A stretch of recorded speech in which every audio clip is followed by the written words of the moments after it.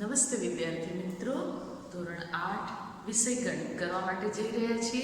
આપ સૌનું હાર્દિક સ્વાગત છે. ભાગ 2માં આપણે અવ્યવીકરણની અંદર જે આપણે સ્વાધ્યાય 14.3 કરતા હતા એનો પહેલો દાખલો તમે હોમવર્કમાં કરી લીધો હશે. હવે આપણે જોઈએ દાખલા નંબર 2, જેમાં આપેલું છે કે બહુપદીને એક પદી વડે ભાગો. હવે જે આ બહુપદી આપેલી છે એને આપણે એક પદી છે એના વડે ભાગવાનું છે. ભાગાકાર એટલે છેદમાં આવે, બરાબર છે. તો આપણે અહીંયા જોઈએ રકમ છે 8 કૌંસમાં x ઘન y વર્ગ z વર્ગ પ્લસ x વર્ગ y ઘન z વર્ગ પ્લસ x વર્ગ y વર્ગ z ઘન divided by 4x square y square z square. હવે એને આપણે આ રીતે અંશ અને છેદના સ્વરૂપમાં લખ્યું છે કારણ કે આપણે ભાગાકાર કરવાનો છે. હવે એને 8 અને 4 આપણે નજર તરત જ પડે અચલ ઉપર કે જે એકબીજાને છેદમાં ઉડી શકે છે. તેથી 8 ને આપણે 2 × 4 ના સ્વરૂપમાં લખ્યું છે. હવે આપણે અહીંયા જોઈએ કે આ ત્રણ જે પદ છે, ખાસ ખ્યાલ રાખજો બેટા કે આ બંને વચ્ચેનો સંબંધ ગુણાકારનો અને આ કૌંસની અંદર 3 પદાવલીની અંદર છે. તો આ ત્રણમાં જે સામાન્ય નીકળતું હોય એને આપણે સામાન્ય કાઢી નાખીશું. તો શું નીકળશે? તો કે x² y² z², કારણ કે મિનિમમ આ 3 ઘાત દરેક પદમાં આપેલી છે. તો એને આપણે બહાર કાઢ્યું. હવે બાકી વધે એને ક્યાં મૂકીશું? કૌંસની અંદર, જેમ છે તેમ. હવે અહીંયાથી આપણે x ઘન છે તો x² કાઢી લીધા છે તો શું આવશે? x y² z² એને આપણે બહાર કાઢી લીધા છે એટલે હવે મૂકવાની જરૂર નથી.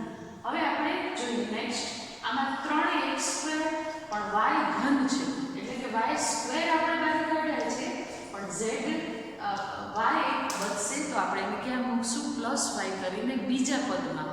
ખાસ ધ્યાન રાખજો, જે પદમાં જ્યાં જે ચલ આપેલો હોય એ જ ચલને આપણે મૂકવો પડે. તો પહેલામાં x, બીજામાં y અને ત્રીજામાં જોજો એમાં પણ z ઘન છે તો z² આપણે બહાર કાઢ્યો હોય તો શું મૂકવું પડે? z.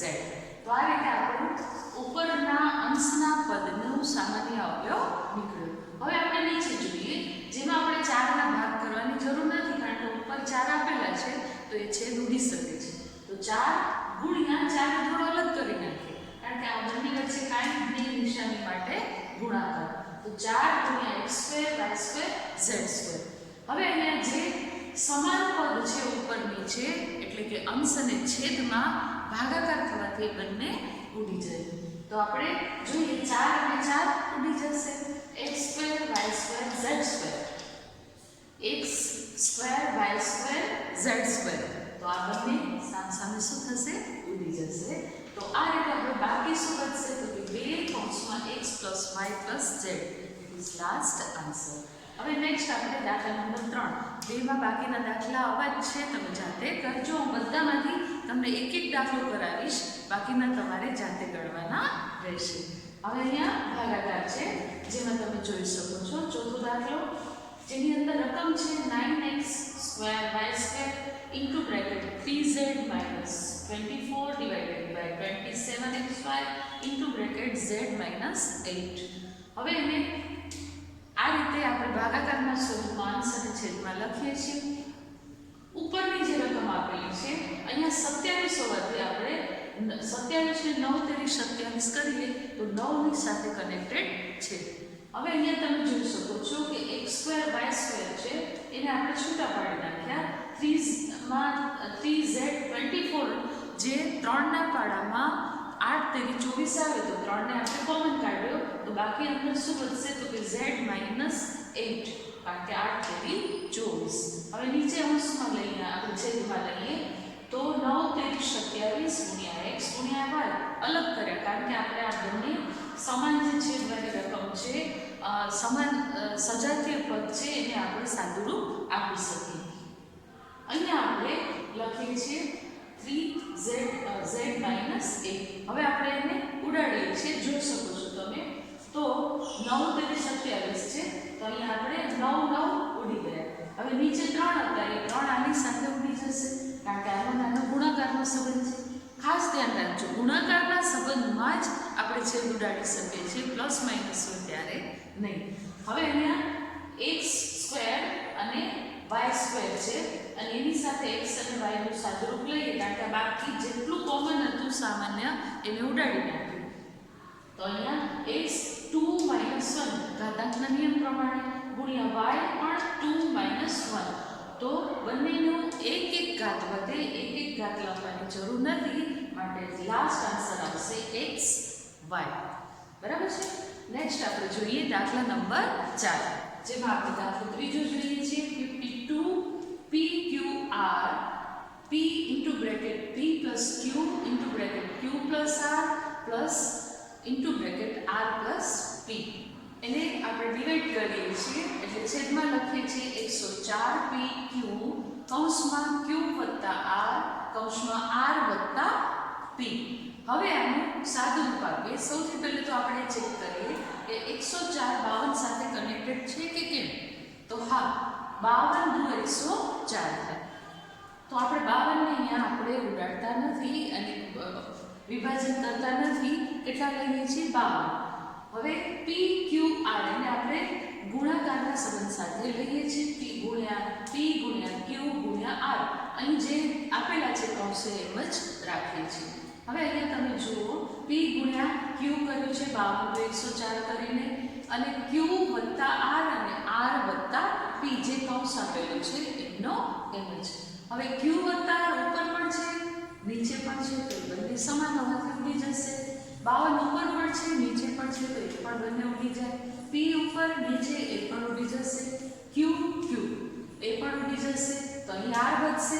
અહીં આ કૌંસ ઉડી ગયો, P વત્તા Q નથી તો એ ઉડશે નહીં, પણ R વત્તા P ઉપર નીચે સમાન હોવાથી ઉડી જશે, એટલે કે 1 બની જશે. ખાસ ધ્યાન રાખજો, ઉડી જવાનો મતલબ શું છે? 1. બરાબર છે. હવે આપણે આગળ જોઈએ, ઉપર શું વધ્યું છે? R એટલે કૌંસમાં R P વત્તા Q અને છેદમાં શું વધે છે? 2. હવે એનો આપણે સાદુરૂપ આપીએ તો 1/2 ઉપર અહીંયા કાંઈ જ નથી ને, કાંઈ નહીં તો 1, તો 1/2 R એમ કહેવાય, અને કૌંસમાં P વત્તા Q. It is our last answer. Next જોઈએ દાખલા નંબર 5. પદાવલીના અવયવો મેળવો અને સૂચવ્યા મુજબ ભાગાકાર કરો. જેની અંદર રકમ છે 5p² - 25 + 20 જે ઇન્ટુ બ્રેકેટ છે, ભાગાકારમાં ઇન્ટુ બ્રેકેટ p - 1.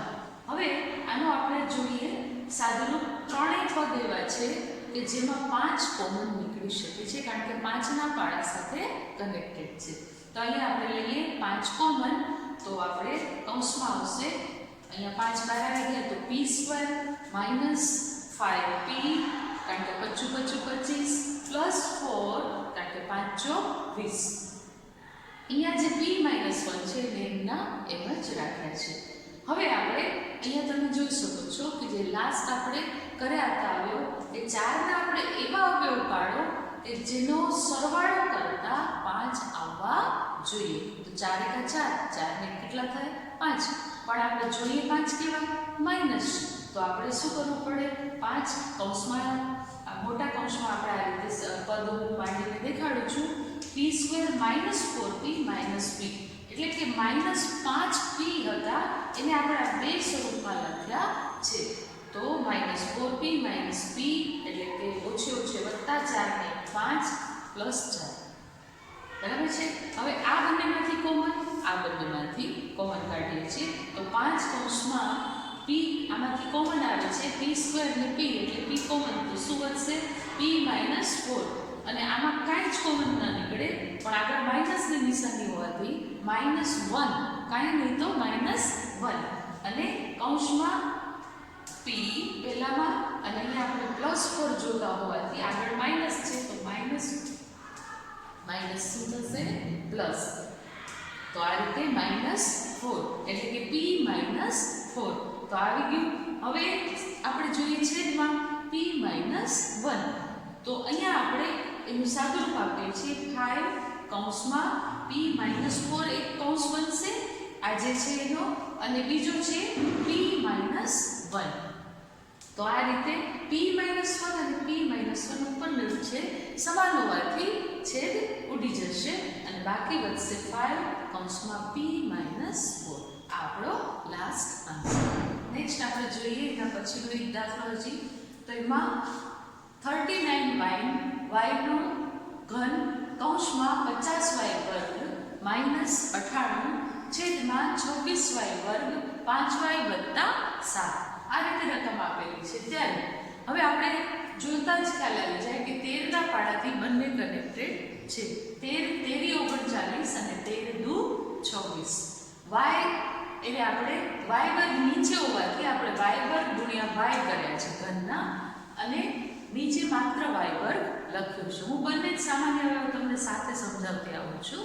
હવે નેક્સ્ટ જોઈએ. અહીંયા આપણે જો 50y વર્ગ ઓછા 98 છે એમાં આપણે કોમન કાઢી લઈએ તો 2 ના પાડાથી બંને કનેક્ટેડ છે. 25 દુ 50 અને 49 દુ 98. તો આપણે શું કરીશું?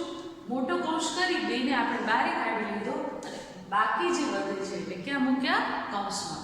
એટલે કે 25y વર્ગ ઓછા 49 અને નીચે 5y વત્તા 7 છે એનું કાંઈ પણ સાદુરૂપ થાય નહીં માટે જેમ છે તેમનું તેમ જ રાખ્યું છે.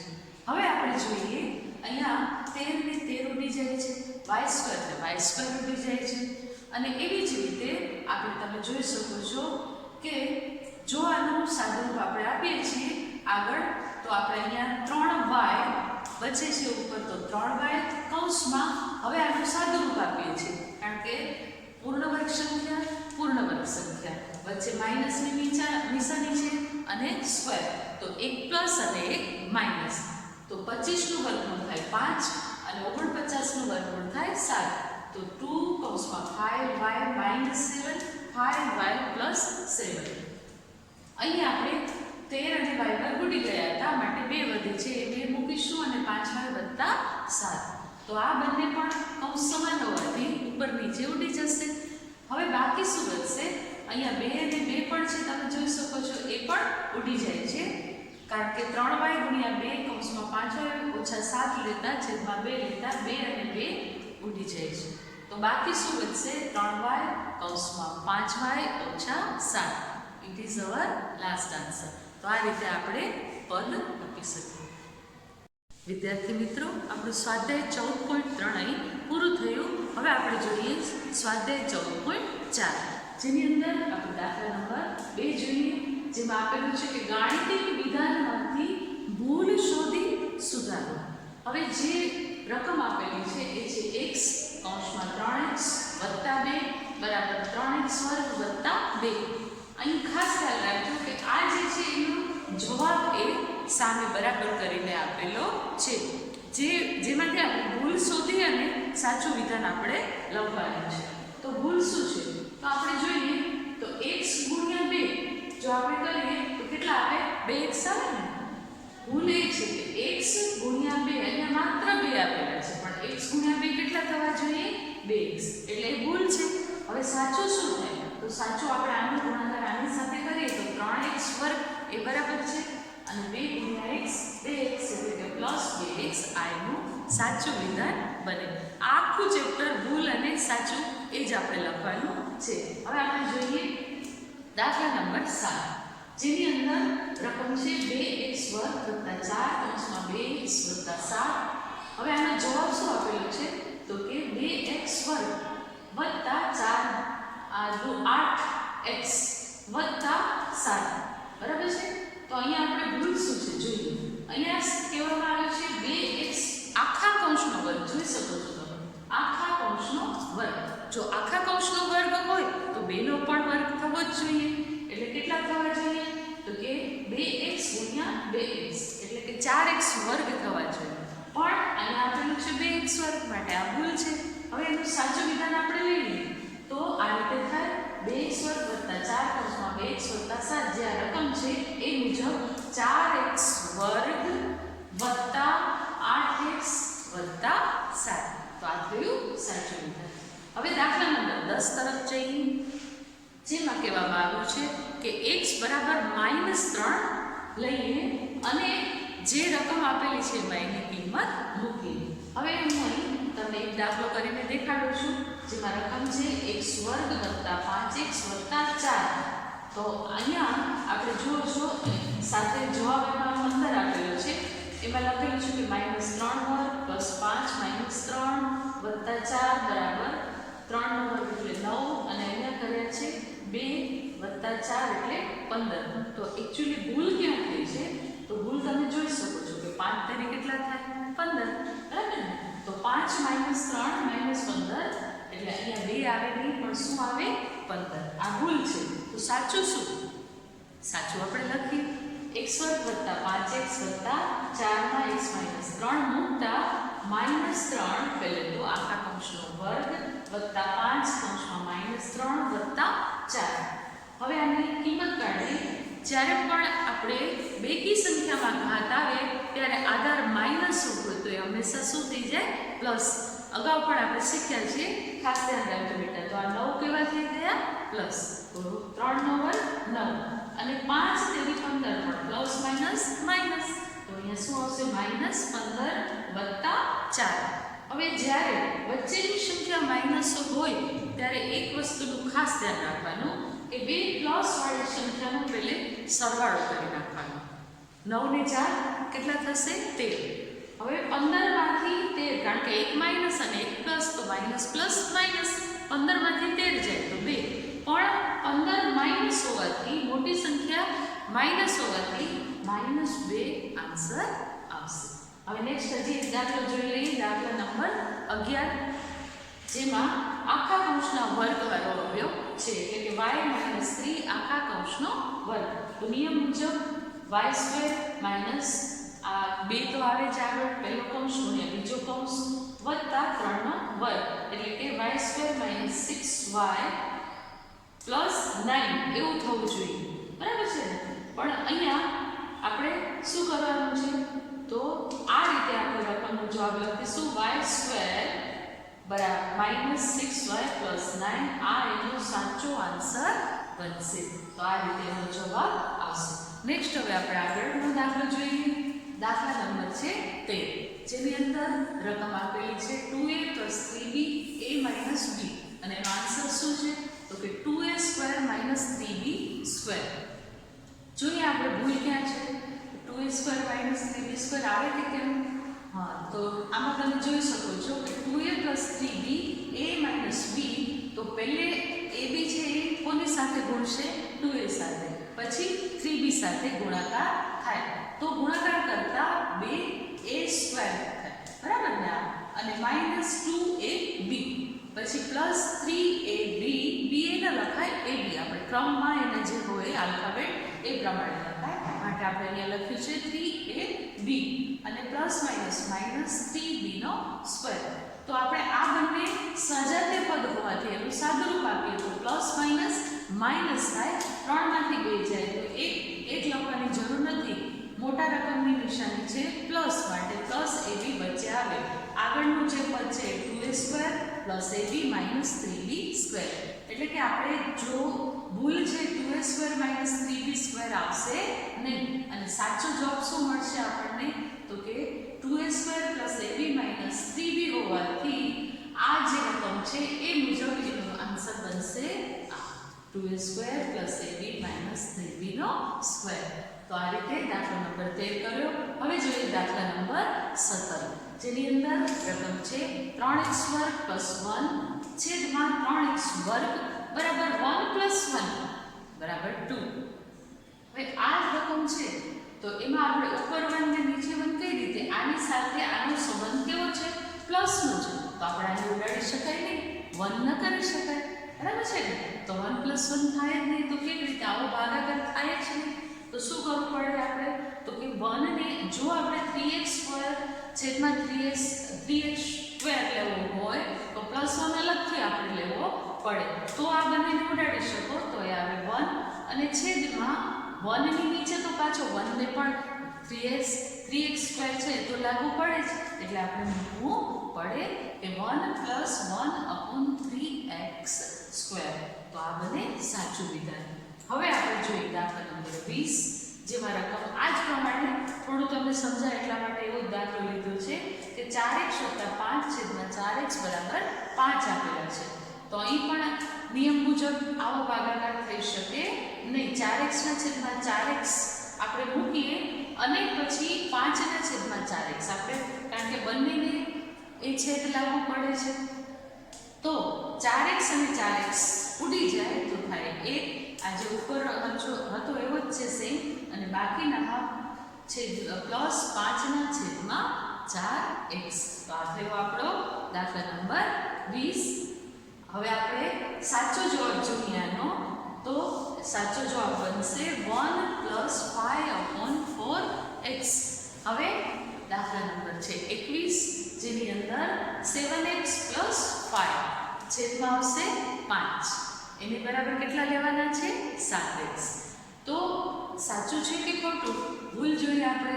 તો અહીંયા પણ 7x/5 આવે અને 5/5 આવે પ્લસ કરીને. તો એનો મતલબ એ થયો કે 7x 5 ને 5 ઉડી જાય તો 7x/5 + 1. એટલે કે એનો સાચો જવાબ શું થવો જોઈએ? 7x/5 + 1. આ એનું શું બનશે? સાચું વિધાન. તો આ રીતે આપણે જે ખોટા દાખલા વિધાન હતા એના ઉપરથી સાચા દાખલા ગણીને કઈ રીતે કરાય એ પણ શીખ્યા. અહીં આપણું આ ચેપ્ટર પૂરું થાય છે. સ્વાધ્યાય 14 જેટલા પણ આપણે વચ્ચે બાકીના દાખલા નથી કર્યા એને આપણે પૂરા કરીશું નોટની અંદર. ખૂબ ખૂબ ધન્યવાદ.